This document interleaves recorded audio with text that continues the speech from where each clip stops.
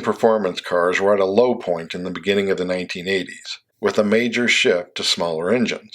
Ford had introduced the Fox body Mustang for 1979, and in 1980 prices started between $4,900 and $5,500, although they would climb quickly. It was 176 inches long on a 100-inch wheelbase, and weighed 2,600 to 2,900 pounds. Engine choices included an 88 horsepower 2.3-liter inline-4, a 91 horsepower 3.3-liter straight-six, and a 4.2-liter or 255 cubic inch V8. The Cobra package came with the V8 or a turbocharged version of the 4, either with 120 horsepower, with the V8 automatic being the fastest at 115 miles an hour, and the turbo 4-speed the quickest at just over 17 seconds in the quarter mile. Sales for the year were nearly $265,000. Plymouth offered the TC3, later called the Turismo, essentially just a Horizon with a sportier hatchback coupe body. In 1980, it cost $5,500 to $5,700, was 173 inches long on a 98-inch wheelbase, and weighed 2,200 pounds. Power came from a Volkswagen 1.7-liter 4 with 65 horsepower, putting the top speed just over 95 miles an hour, and the quarter mile just over 20 seconds. Over 160,000 were sold for the year. The Dodge version was initially called the 024 Omni, but would soon revive the Charger name and introduce a Chrysler 2.2-liter 4. For 1982, it was priced from $5,500 to $7,100, and the new bigger engine would provide 84 horsepower, putting top speed near 105 and bringing the quarter mile under 19 seconds. 70,000 sold for the year. The Mercury version of the Capri had become a clone to the Mustang, and by 1982 prices were up to $6,700 to $8,100, and the 5-liter 302 returned to the options list. A 5-liter RS had 157 horsepower for more than 125 miles an hour and a low 16-second quarter mile. Sales for the year were just over $35,000. By 1981, Chevrolet's Camaro was $6,800 to $8,300, and the second-generation car had been in production for a dozen years, by which point sales were just above $125,000. It had grown to 198 inches long on a 108-inch wheelbase, and weight was 3,300 to 3,500 pounds. Base engine was a 3.8-liter 229 V6 with 110 horsepower, and V8s included an 115 horsepower 4.4-liter 267, a 150 to 165 horsepower 5-liter 305, or an 175 horsepower 5.7-liter 350. The 350 was automatic only, so the 305 4-speed Z28 was a slightly better performer, nearly reaching 110 miles an hour and doing a high 16-second quarter mile. The Pontiac Firebird of the same year was $7,000 to $12,000 with similar dimensions, although sales for the year were only $70,000. But V8s were mostly different and included an 120 horsepower 4.3-liter 265, an 150 horsepower 4.9-liter 301, and an 145 horsepower 5-liter 305. But the performance option was a turbocharged version of the 301, providing 200 horsepower, making for a low 16-second quarter mile and speeds over 115 miles an hour. If one wanted a two-seater, they could opt for a Ford EXP or Mercury LN7 introduced for 1982. Based on the Escort and Lynx, they were $7,400 to $7,800, 170 inches long on a 94-inch wheelbase, and 2,100 pounds. Power came from a 1.6-liter 4 with 70 to 80 horsepower for up to 110 miles an hour and a mid-18-second quarter mile, with the Ford selling nearly 100,000 and the Mercury 35,000 for their first year. But if you wanted a real American sports car, the only option at the time was the Chevrolet Corvette, with the third-generation car introduced in 1968 carrying through 1982, when prices were $18,000 to $23,000. Sales were $25,000 for the year, and it was 185 inches long on a 98-inch wheelbase and 3,300 pounds. The only engine was a 5.7-liter 350 with 200 horsepower, for speeds over 135 miles an hour, and a quarter mile just over 16 seconds. In Britain, the Reliant Scimitar GTC SE8 of 1980 was 175 inches long on a 104-inch wheelbase and 2,800 pounds. Power came from an 133 horsepower version of the Ford 2.8-liter V6 for a top speed of 120 and a low 17-second quarter mile. Priced just over 11,000 pounds, only 360 were built the first year. The Triumph TR8 was made until 1981, with less than 2,800 in total being produced, with U.S. prices being $11,000. They were 160 inches long on an 85-inch wheelbase and 2,700 pounds. And the fuel-injected 3.5-liter Rover V8 produced 148 horsepower. It was capable of a low 16-second quarter mile and a top speed of over 120 miles an hour. The Morgan Plus 8 remained mostly unchanged at 147 inches long on a 98-inch wheelbase and 3,100 pounds, with prices under $15,000. The Rover 3.5-liter V8 produced 155 horsepower, enough for speeds over 120 miles an hour and a high 14-second quarter mile.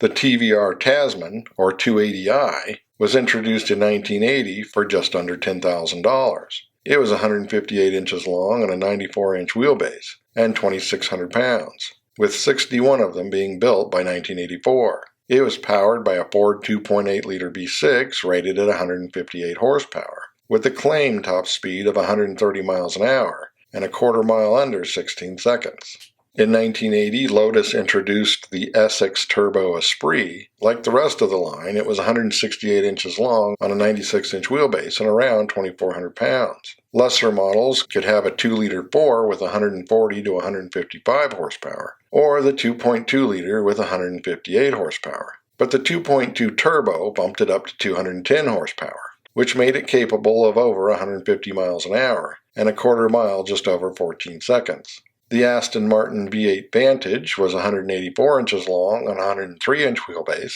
and 4,000 pounds, with prices well over 25,000 pounds. The 5.3-liter 327 V8 produced 275 horsepower for speeds over 135 miles an hour and a quarter mile just over 16 seconds. The DeLorean DMC-12 was built in Northern Ireland in 1981 and 82, with 7,500 originally being made. The unpainted stainless steel rear-engine car cost $26,000 to start and was 168 inches long on a 95-inch wheelbase, weighing 2,700 pounds. The 2.8-liter V6 was provided by PSA, producing 130 to 145 horsepower for a mid-16-second quarter mile and speeds near 130 for the European spec 5-speed cars. In France, Renault introduced the Fuego for 1980, which cost $8,500 when it arrived at AMC dealers in 1982. It was 172 inches long on a 96-inch wheelbase, and weight was 2,200 to 2,400 pounds. Powered by a 1.4, 1.7, or 2-liter 4 with 63 to 109 horsepower. And a GTS 5-speed was a 17-second car with a top speed near 120. While the Alpine A310 was made through 1984. It was 165 inches long on an 89-inch wheelbase and was just over 2,400 pounds. Most used an 148 horsepower 2.7-liter V6, putting top speed above 135 miles an hour. But a rare Pack GT had a 2.9-liter with 190 horsepower. From Germany, the second-generation Volkswagen Scirocco arrived for 1981 and was priced from $8,800 to $9,300.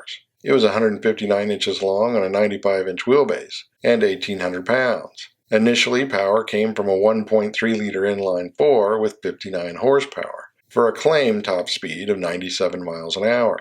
The Opel Manta B got a facelift for 1982. It was 175 inches long on a 99-inch wheelbase and 2,000 to 2,200 pounds. Engines came in 1.3, 1.8, and 2-liter with 74 to 109 horsepower, meaning a Sport was a low 17-second car with a top speed over 110. Audi's Coupe GT was introduced in 1980. It was 171 inches long on a 100-inch wheelbase and weighed just over 2,200 pounds, with prices starting over $13,000. Power initially came from a 1.9-liter inline-5, providing 113 horsepower, for a quarter mile just under 17 seconds, and a top speed over 115 miles an hour. Porsche introduced the 944 in 1982. It was 164 inches long on a 95-inch wheelbase and weighed 2,600 pounds with a $19,000 base price, initially using a 2.5-liter inline-4 producing 161 horsepower for a high 15-second quarter mile and a top speed over 135 miles an hour. The Ford Capri Mark III ran from 1978 to 1986, and in 1980 started between $5,300 and $5,600. It was 172 inches long on a 101-inch wheelbase and weighed 2,200 to 2,700 pounds. Engines came in 1.3, 1.6 or 2-liter 4, or 2.3 or 3-liter V6. Horsepower ranged from 59 to 175, with a 3-liter X doing a high 15-second quarter mile and 120 miles an hour. While the Porsche 911 of 1983 was little changed at 169 inches long on a 90-inch wheelbase, at 2,700 to 2,900 pounds, and starting around $35,000. The Boxer 6 came in a 3-liter SC with 172 to 201 horsepower, a 3.1-liter Carrera with 228 horsepower, or as the 3.3-liter 930 Turbo, which was a low 14-second car capable of 150 miles an hour. The Mercedes SL had many options for 1980, which included a 280, 350, 380, 450, and 500. Prices started at $22,000, and it was 173 inches long on a 97-inch wheelbase and weighed 3,300 to 3,500 pounds. Horsepower ranged from 182 to 287, and a 500 SL was a 15-second car with a top speed over 135. In Italy, Fiat would continue to produce the X19 until 1982, although it would carry on through Bertone. It was 156 inches long on an 87-inch wheelbase and weighed 2,000 to 2,200 pounds, starting at under $11,000. Its 1.5-liter inline-4 produced 75 to 84 horsepower for a high 17-second quarter mile and a top speed over 110 miles an hour. The second-generation Alfa Romeo Spider would also continue to 1982. It started at just over $15,000 and was 162 inches long on an 89-inch wheelbase and 2,200 to 2,300 pounds. Engines included a 1.6 or 2-liter inline-4 with 103 to 126 horsepower for a mid-16-second quarter mile and speeds near 120 miles an hour, while the Alfa Romeo GTV of 1980 cost around $17,000. It was 168 inches long on a 95-inch wheelbase and weighed 2,400 to 2,700 pounds. Power came from an 128 horsepower 2-liter 4 or an 158 horsepower 2.5-liter V6, making for a high 15-second quarter mile and speeds over 130 miles an hour. The Maserati Merrick was made until 1983, with just 1,830 produced over its dozen years of production. Prices had climbed to over $27,000, and it was 171 inches long on a 102-inch wheelbase, and weight was 3,000 pounds. The 5-valve 3-liter V6 produced 197 to 205 horsepower for a mid-15-second quarter mile and speeds near 150 miles an hour. Ferrari offered the 2-seat 308 GTB GTS and 4-seat Mondale on the rear-engine GT4 platform in 1980, priced around $45,000 to start. The 308 was 172 inches long on a 98-inch wheelbase and weighed less than 3,200 pounds, while the Mondale was 180 inches long on a 104-inch wheelbase and just over 3,300 pounds. They used a 3-liter or 179 cubic inch V8, providing 205 to 227 horsepower, with the top version doing more than 150 miles an hour and the quarter mile in the mid-14s. Lamborghini introduced the Jalpa in 1981, eventually making 410 of them, with prices ranging from $53,000 to $61,000. They were 171 inches long on a 97-inch wheelbase and weighed 3,300 pounds, initially powered by a 3.5-liter V8 producing 251 horsepower. It was good for a mid-14-second quarter mile and speeds around 155 miles an hour. In 1980, the De Tomaso Pantera gained a GT5 wide-body package. The cars were 168 inches long on a 99-inch wheelbase, weighing nearly 3,300 pounds. The engine remained a Ford 351 Cleveland, sourced from Australia, and providing 345 horsepower, enough for a mid-13-second quarter mile and a top speed of 170 miles an hour. The Lamborghini Countach was creeping up on a decade of production by the time the LP500S was introduced in 1982. Prices started at over $72,000, and it was 163 inches long on a 97-inch wheelbase and weighed 3,300 pounds. The 4.8-liter dual-overhead cam V12 produced 325 to 370 horsepower for a mid-13-second quarter mile and speeds over 170 miles an hour. From Japan, the first-generation Honda Prelude ran through 1982 when it started under $8,500. It was 161 inches long on a 91-inch wheelbase, weighing 2,000 pounds. The inline-four came in 1.6 or 1.8 liters, providing 79 to 94 horsepower, and an XT 5-speed was a mid-17-second car capable of more than 105 miles an hour, and more than 300,000 were made over its 6-year run. The Isuzu Piazza was introduced in 1981, and it came to the U.S. 2 years later as the $10,000 Impulse. It was 170 to 173 inches long on a 96-inch wheelbase and weighed 2,500 to 2,700 pounds. The 2-liter engine came in 90 to 118 horsepower for a high 17-second quarter mile and speeds near 120 miles an hour. There was a new Datsun 200SX for 1979, also known as the Silvia and Sakura. In 1980, base price was $6,700, when sales would exceed $90,000, and it was 173 to 176 inches long on a 95-inch wheelbase and 2,200 to 2,600 pounds. The U.S. only got the 2-liter with 100 horsepower, but other markets got the 1.8-liter and 2-liter with horsepower ranging from 103 to 118. Top versions could do the quarter mile in under 18 seconds and exceed 110 miles an hour. Mazda's RX-7 of 1981 ranged from $9,600 to $12,000, with just under $45,000 selling for the year. It was 170 inches long on a 95-inch wheelbase and 2,300 pounds. The 1.1-liter twin rotary produced 101 to 128 horsepower for a quarter mile in the mid-16s and speeds over 125 miles an hour. The 1983 Mitsubishi Galant Lambda, or Sapporo, sold in the U.S. as the Dodge Challenger, starting at $8,300. It was 183 inches long on a 100-inch wheelbase and weighed 2,500 to 2,700 pounds. U.S. versions used a 2.6-liter with 93 horsepower, with just 13,000 sold for the year, while other markets could have a 2-liter turbo for up to 143 horsepower, making for a mid-16-second quarter mile and speeds near 120 miles an hour.